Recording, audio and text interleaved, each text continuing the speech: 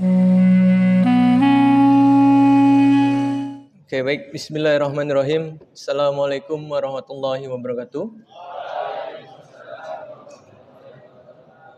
Pertama-tama, marilah kita panjatkan puji serta syukur atas kehadirat Allah Subhanahu wa taala, karena atas rahmat dan karunia-Nya kita semua masih diizinkan untuk bernafas pada hari ini dan diizinkan untuk sehat walafiat sehingga kita semua bisa berkumpul di masjid dan sekolah yang mulia ini.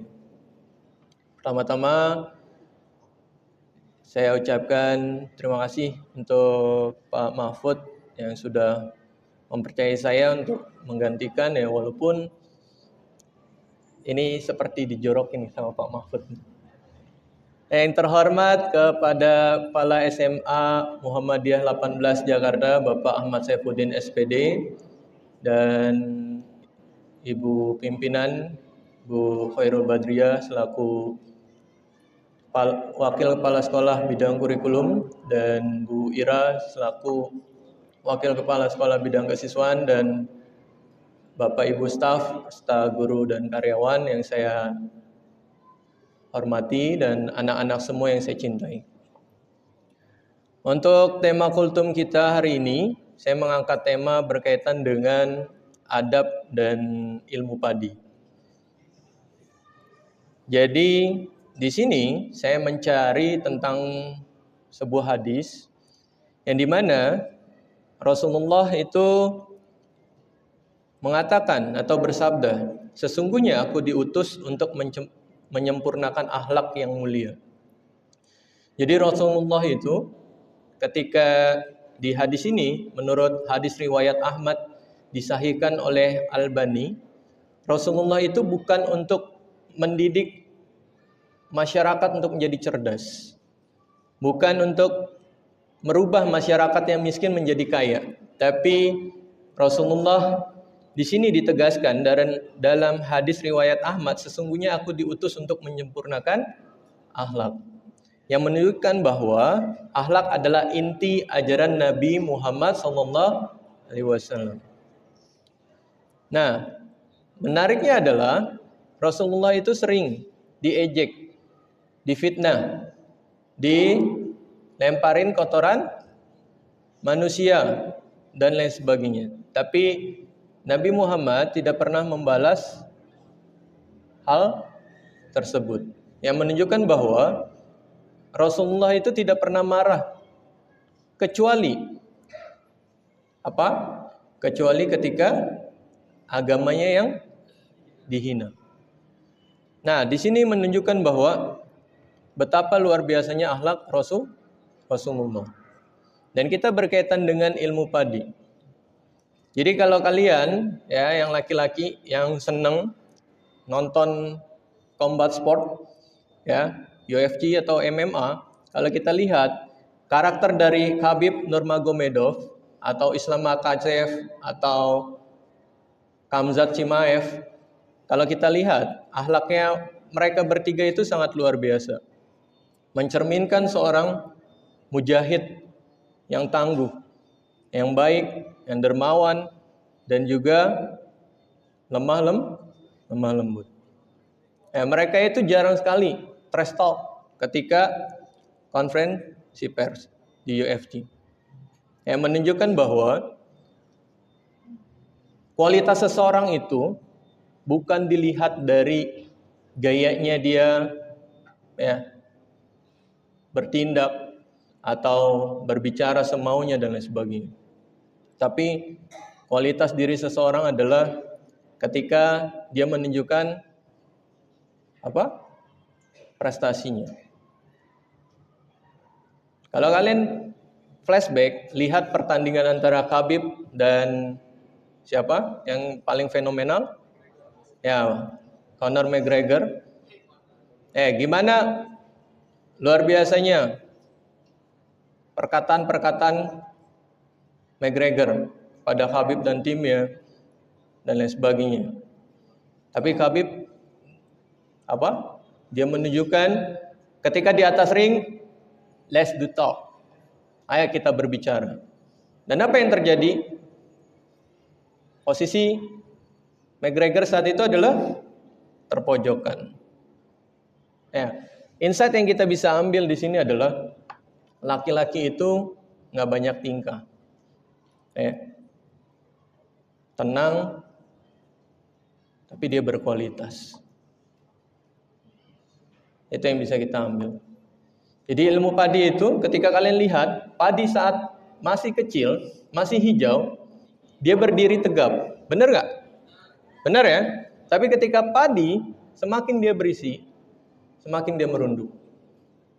Semakin dia berkualitas, baik dalam segi bela dirinya, baik dalam intelektualnya, dan kualitas lainnya, maka dia akan semakin tawadu, semakin low profile. Ya, makanya saya sendiri tidak ada cita-cita untuk menjadi guru. Tapi Allah berkata lain. Dan apa yang terjadi? Selama saya jadi guru, saya itu udah kenal betul karakter-karakter anak-anak yang cuma, ya mohon maaf ya, banyak tingkah tapi mentalnya cupu. Sama anak yang memang dia hebat, tapi dia sangat low profile, nggak banyak tingkah. Saya 4,5 tahun bekerja di Limau Bendi School di Muga sebagai guru PJOK. Dan apa yang terjadi? Saya berkali-kali itu bersinggungan dengan murid. Contoh, ketika pertama kali tahun 2021 saya jadi guru di Muga. Pakaian saya itu pakai dasi, pakai celana bahan, baju dimasukin, dan lain sebagainya. Dan apa yang terjadi? Kelas 12 saat itu bersama gengannya, itu mikirnya saya guru baru. 1, 2, pakaiannya culun. 3, ketika itu rambut saya pakai GSB, rapi. Diledekinnya apa? Diledekinnya jambul katulistiwa. Itu yang terjadi. Dan itu yang terjadi. Ya, di situ saya nggak membalas. Saya cuma liatin aja. Oke, 1 dalam hati saya. Nah, ternyata saya pikir di situ dia akan berhenti. Ternyata berulang. Sampai 3 kali dia ngeledekin saya ketika itu ya di Muga. Saya nggak pakai banyak bicara. Di tongkrongan itu saya langsung samperin mereka, saya langsung pegang leher mereka berdua, saya seret ke ruang guru. Lalu saya bilang ketika itu ke pimpinan, Bapak Ibu tolong didik anaknya. Kalau memang tidak bisa dididik, nanti saya didik di luar. Itu yang saya lakuin.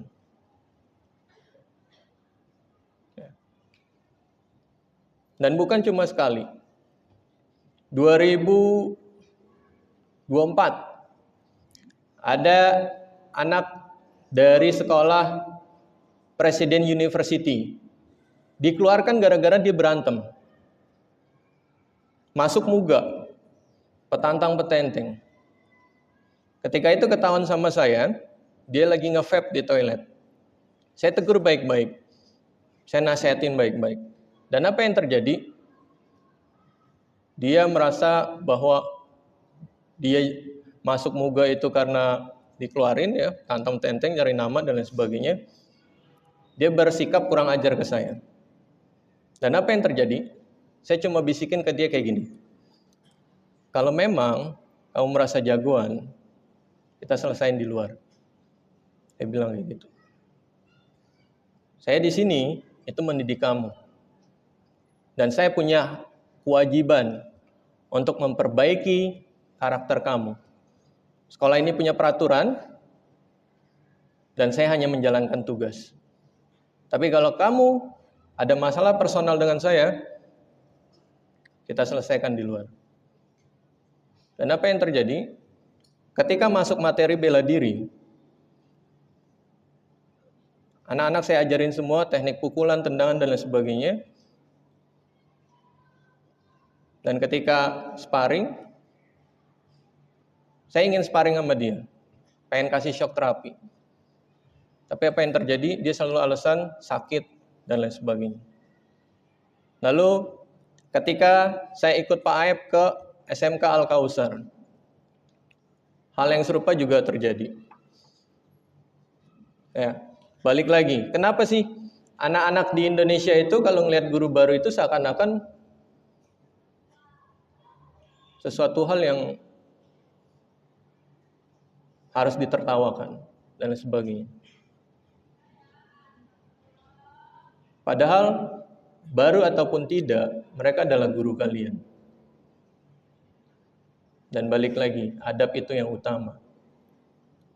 Nah, di Al-Kausar, ketika itu, ada anak kelas 12, dia dikeluarkan karena tawuran, masuk SMK Al-Kausar. Dan apa yang terjadi? Ketika saya baru pindah juga, saya ditertawakan. Merasa dia adalah singanya. Tapi, ketika materi bela diri, saya minta dia dan temannya fight, pakai body protector, headguard dan lain sebagainya.